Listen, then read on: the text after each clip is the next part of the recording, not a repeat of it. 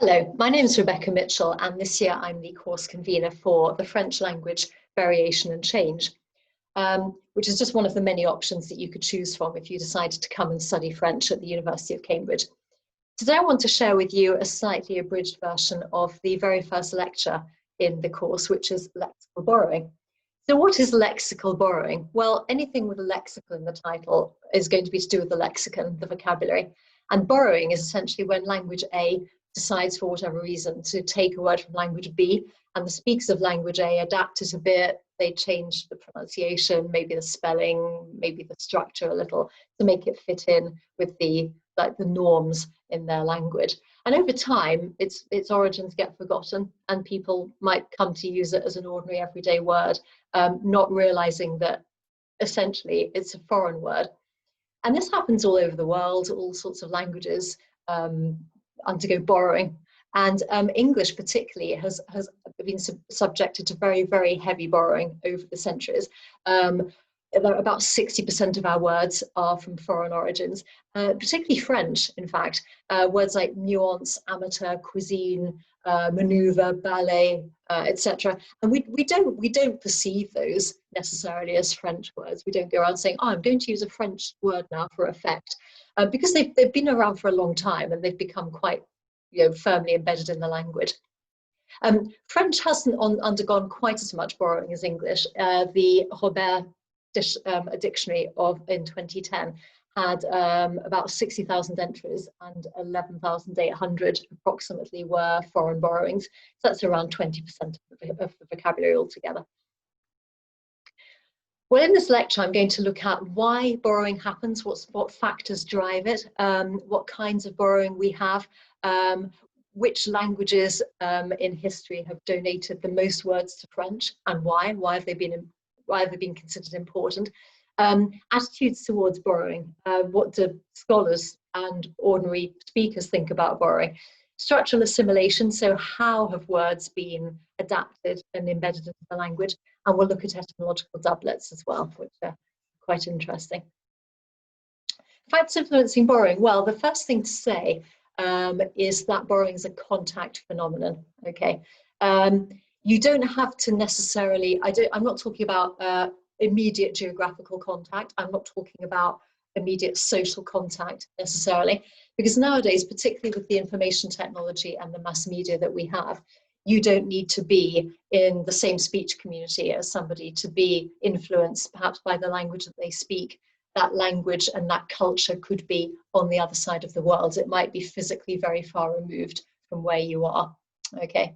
Another really important thing to bear in mind about borrowing is that it usually involves a prestige element, and very often the donor language is perceived to be more prestigious than the language receiving the words. So language B would have some kind of prestige or cachet as a borrowing that language A is perceived not to have by its own speakers. Take, for example, le shopping, redolent of a leisurely Anglo-Saxon lifestyle in which we do nothing but shop till we drop. It's just one example of the flood of Anglo-Saxon borrowings that have come into French over the fairly recent years, in fact, which just denote certain aspects of a culture, a popular culture particularly, which is seemed to be desirable, and not just French. It's happened all over the world. Conceptual innovation is another really important factor. Once upon a time, a bungalow was a really exciting innovation. Okay, smartphones are maybe a little more up to date in terms of innovations, but essentially, culture B has invented something which culture A hasn't got. So culture A decides, oh, we're going to start using that thing, or we're going to start producing that thing in our country, or we're going to start importing it. Oh, we haven't got a word. We'll just take that the original word as well. So it comes as a kind of package, which is quite convenient. Geographical proximity. So in the northeast of France, you might hear the word wassang instead of serpillère, mop. Okay, that's a Picard word, and that is an example of where you've got two languages in kind of physical, geographical proximity, which end up influencing each other. War is a form of contact, and quite a lot of words have travelled, you know, between languages due to warfare. Commerce. Now, this is where I'll come to this again in due course, and this is where we see, I'd say, probably the majority of English borrowings in French of Anglicisms: commerce, management, speak, advertising, marketing, all those sorts of things. Le marketing, for example. Colonization. Now, this is an interesting one. So technically, yeah, it's a form of contact. You might assume that, oh, that's going to be a source of numerous borrowings. It is and it isn't, okay? It isn't, in the sense that when I was preparing this lecture, I mean, my field of interest, I should say, is sub-Saharan Africa, language planning, language policy, language endangerment in countries like Cameroon and Gabon particularly.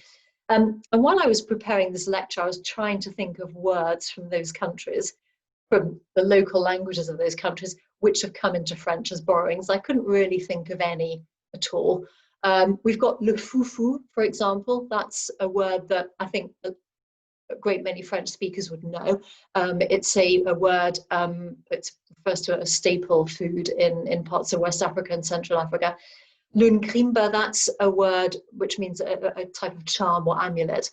And that comes from Cameroon. And you might find it if you went to Cameroon and you heard people speaking French there. But I don't think you'd be very likely to find it in mainland France. And I think this all goes back, in my view, this all goes back to the prestige element, that during the colonial period, ideas and concepts and things, goods from Africa weren't really deemed to be of sufficient prestige, of sufficient importance to matter enough to be borrowed, and for the accompanying words to be borrowed and to be generalized, okay, and to be kind of systematized as part of people's mainstream vocabulary in the way that le shopping is, or le smartphone, for example. So that's quite an interesting thought to ponder on, I feel. Types of lexical borrowing, right? We've got things like le cannelloni, which we would say cannelloni. So both English and French have adapted the Italian pronunciation a little, but it's immediately recognizable for what it is. Indirect borrowings, a lot of words don't come directly from the donor language, they come indirectly. So we can see that sucre didn't come directly from its Arabic etymon, it came via Italian, okay, at some point in the Middle Ages, I would say. We've got calques and semantic borrowings. They're slightly similar to each other, in fact. So that's where you take an expression and you kind of translate the expression word for word. Lune de miel, honeymoon. Ce n'est pas ma tasse de thé. It's not my cup of tea. And that's not really traditionally how you would say in French. It's not my thing. It's not my cup of tea. But it's a wholesale transplant of an expression from English into French. The form and the meaning have been carried over.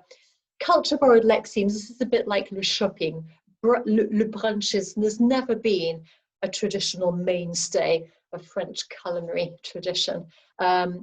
It's a borrowed concept and a borrowed word. Sponsorisé, on the other hand, well, there was already a word in French meaning to sponsor, but there's now another one. And we often get doublets. So there's an indigenous French word, and then there's a borrowed word, and very often the two words have a slightly different connotation. The borrowed one often being a bit cooler, maybe a bit more modern, a bit more on trend, or maybe they have a very slightly different nuance of meaning as well. The next 4 slides are little maps showing us the journey of some borrowed words. The word for apricot was attested in French in 1512. And it began in Latin, traveled through Byzantine Greek, through Arabic, and then it actually came into French from Catalan. And you can see how it has transmogrified as time has gone on. Even more interesting is this word, okay? So the word cheque, as in to check something, to verify something, that has been around since not terribly long, a couple of decades perhaps. It originated in ancient Persia, where the word for king traveled then to Arabic-speaking areas, and it started to be used as a term in chess, as in the check, okay, the move in chess. It then traveled to Italy via and appeared in Latin. It then appears in Old French in this form. The modern French form, échec, as we know, is failure. Again, it has a link with that move in chess. Okay, It then travelled to England, where it became Czech. Then it went across the Atlantic, went off my map. It was gone for quite a long time, several centuries. Then it came back in the form of Cheeky. Okay, very interesting. So another one we have here is Lukuching, right? Now, Lukuching has been around, as in training, has been around since about the 1960s, but its history goes back a lot further than that, to Hungary, to the town after which a certain type of wagon was named. It then appears in France in the mid-16th century as cushy, okay, still a type of wagon. Then it goes to England, a coach, okay, it could be a coach that you travel in, but obviously coach has another meaning as well. And it goes across the Atlantic and it comes back with that other meaning as Lukuching, training, all right? So yeah, another complete change. And then we've got the word hashtag, okay?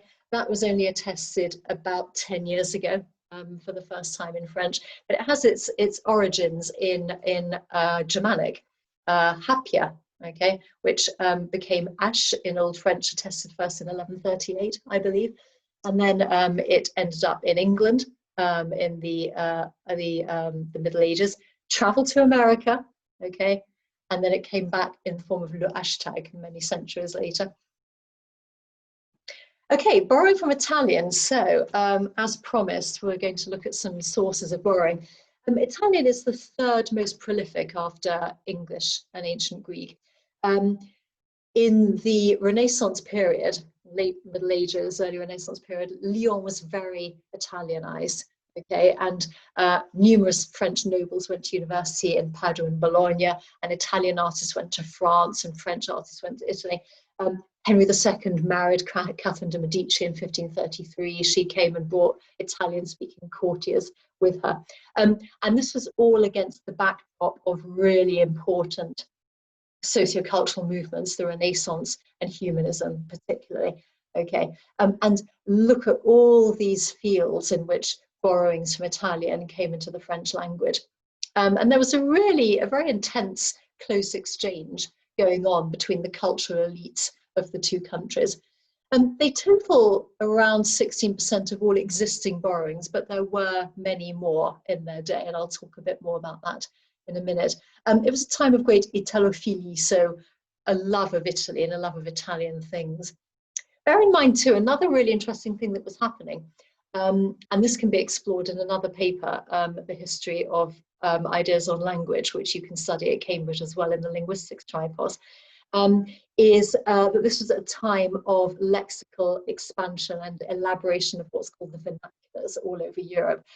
For centuries, Latin had prevailed as the technical language and the written language and the language that anything serious had to be done in. And then people thought, well, actually, but we have languages. We've got French and Portuguese and English and German. Why are we doing everything in Latin? We could do things in our own languages. But actually, do they have enough words? Are they good enough languages? What can we do to try and make them worthy? And so this is a period of conscious expansion, lexical expansion, okay, and dignification of these so-called vernaculars, so they could compete with Latin and actually take on some of the roles that Latin had up until this point. So unsurprisingly, this was really fertile ground for borrowings. Lots and lots were welcomed into the language in this period. It kind of fell off rather after the 17th century, but nothing lasts forever. It had its heyday. And I'll talk a bit more about it in just a minute.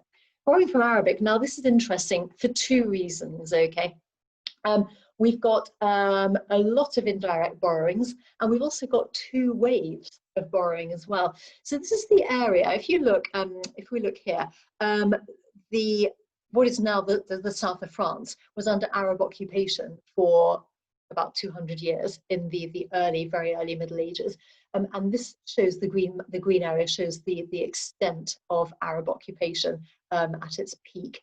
So there were two waves of borrowing. The first wave was at this time. This is in the Middle Ages.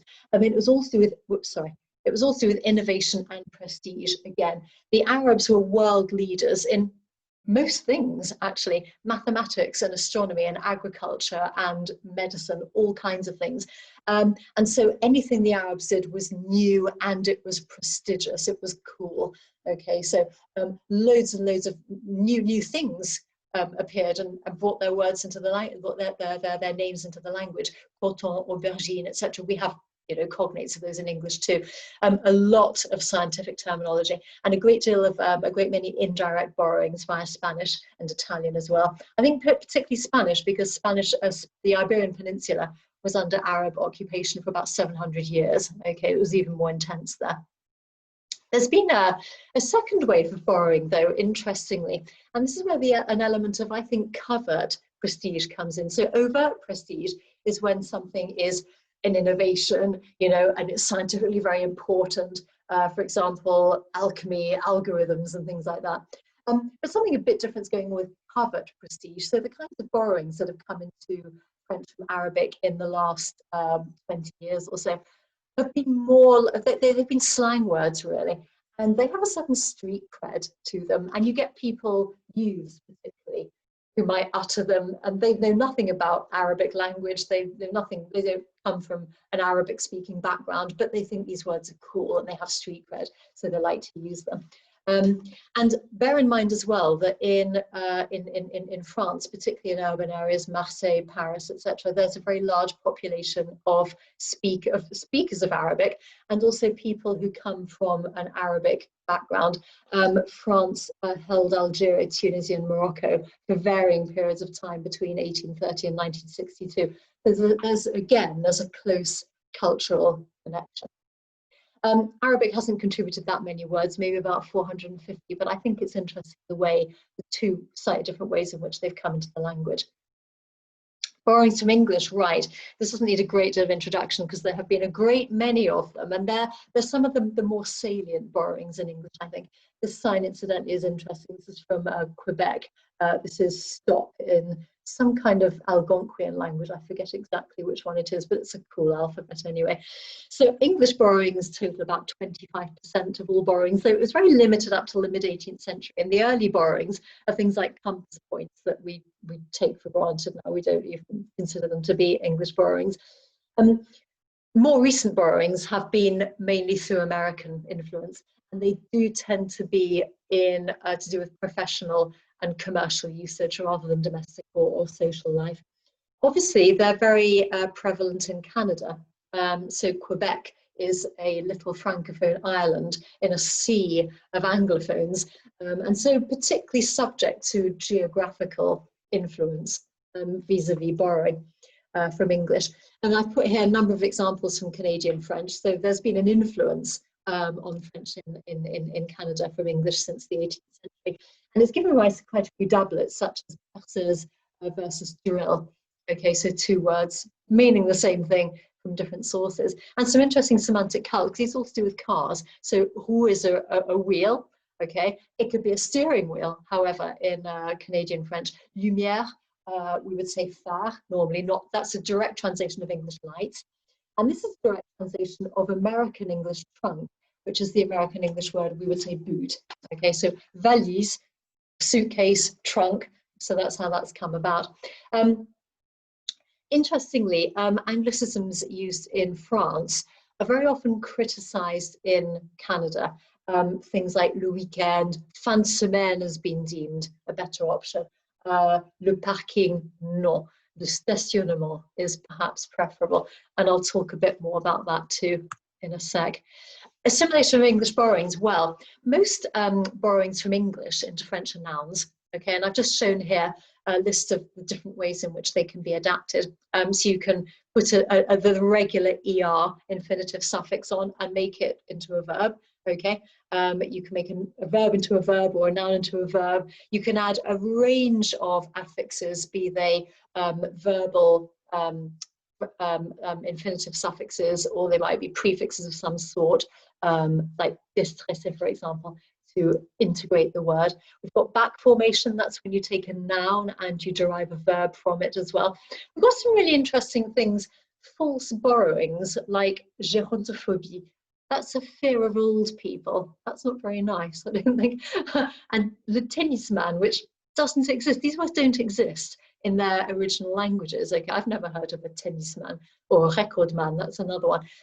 Gerontophobie it's a made-up word. It's made up of two learned elements. Okay, and also we've got things like connaissance and télécoaching. So connaissance has got one French element in it. Okay, and télécoaching has got no French elements at all. They're both foreign elements. So yeah, very, very flexible the ways in which we can assimilate words into the language. I think it's quite fun. And reanalysis by analogy as well is another quite interesting one. Analogy is where you kind of imitate a structure that already exists. Essentially, that's not a very academic description of it, but that's basically the idea. So, for example, there exists a word, peupler, to populate. Okay, but another one has appeared, populer, which is based on population. Just like English, population and populate. Okay, so that word's kind of been reanalyzed, interestingly. Attitudes towards borrowing. Well, here we go. So the 16th century, as I've said, was a period of great Italomanie, but there was also Italophobie. It was a little bit ambivalent, actually. The courtly Italianate language was considered by many people to be quite over the top, especially if they were Protestant. They felt that simple French was probably preferable. And there's a lot of evidence of this from contemporary texts. There's one by Henri Etienne, which is a dialogue between Philozone and Siltophile. And Siltophile is in favor of simple French, and Philozone rather likes Italian borrowings. And the whole dialogue is about, oh, the Italian borrowings are so over the top. No, they're really good. How dare you denigrate the noble Italian language? It's actually quite amusing. So yeah, there was this harmonious relationship and an enthusiasm of borrowing, but then various things happened and Italian borrowings rather began to fall from favour, and it just started to decline, unfortunately.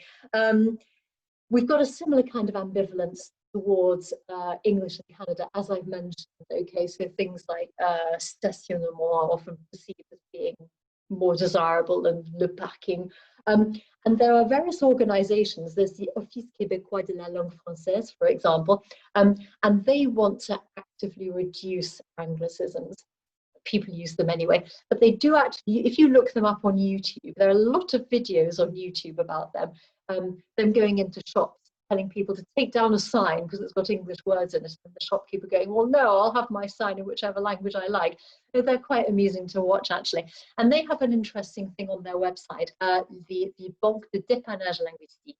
So how to get yourself out of a linguistic jam, essentially. And this is where you can put in one of these awful anglicisms like ce n'est pas ma tasse de thé, and it will suggest some other alternatives in French that you could use instead. It's very, very interesting from a lexical point of view. Okay, etymological doublets, right. Now, let's have a look. So etymological doublets, this is where you have two words in the language in French which have come from the same original etymon, Latin usually. One word has evolved naturally over time. It's come directly from Latin, okay, and it's undergone various sound changes and other adaptations. The other word has kind of been, it's appeared much later on, usually in the Middle Ages. So it's bypassed all those adaptations and it's kind of been fast-tracked. And the interesting thing is that that word very often looks very, very similar to the original Latin word. It's kind of been out of the language all that time while the sound changes were going on, and then it's crept back in when it thought no one was looking. And they provide really interesting evidence of sound change, okay? And sometimes one word of the doublet might come via a third language.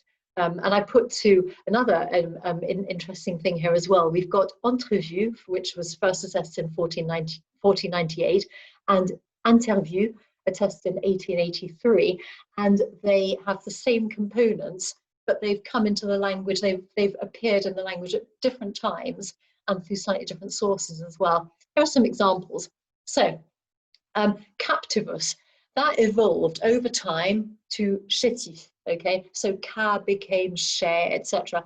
But then, later on, in the Middle Ages, I don't know offhand exactly when, but it doesn't particularly matter. Several centuries later, the word captif appears. So that's a borrowing, actually, and it's a borrowing that has been taken from captivus. And it looks very, very similar. It hasn't undergone the sound change that the word's undergone that's been there the whole time. The same with modulus. So modulus evolved into mul, but then when people went back to it again to borrow from it again, it came into the language as module, hardly changed at all. We've also got auscultare, that gave us écouter, and it also later on was borrowed to give us ausculte, which it hasn't changed from the Latin very much. It's very different. It's quite different from the French word in terms of form, but it's also different in terms of meaning because it's a lot more specific. It's when a doctor listens to your chest specifically. Then we've got spatula, which has given us épaule, and also when it was borrowed later on, it gave us spatule. Okay, and we can see interestingly that the SP. So Old French didn't like SP at the beginning of a word, or S plus any other consonant. So an E, a so-called epenthetic E, would be added at the beginning, and then the S gradually disappeared. And that hasn't happened here. And also we've got an intervocalic consonant that's disappeared, but it reappears in spatula. So lots of interesting sound changes that we can detect there. Okay, I've put a few questions for you to think about. There is an accompanying worksheet which has these questions on it, and it also has some web links that you might like to look at, as well as some recommendations for reading as well. So I'll leave you to look at those in your leisure time. And I've also included this on the worksheet. This is an interview with Claude Agege, a French linguist, who's not very keen on borrowings. Some people think that borrowing is, it's a mark of degeneration and a lack of education on the part of the speaker. And Agege is not keen on it either, and he thinks it threatens the integrity of the language. And his argument is that if you have more than a certain number of borrowings in a language, the language will actually start to turn into something else. English has about 60% of words borrowed from other languages, as I've said, and English is still here. So it's a matter of opinion, but it's an interesting comment, and I just wondered you might like to think about to what extent you agree with Mr. Agege's point of view. Anyway, here's some further reading. This is on your little list as well. And thank you very much for watching. I hope you found it interesting. And if you want any further information about our courses, please visit the MMLL faculty website at www.mmll.cam.ac.uk. And we look forward to hearing from you. Bye.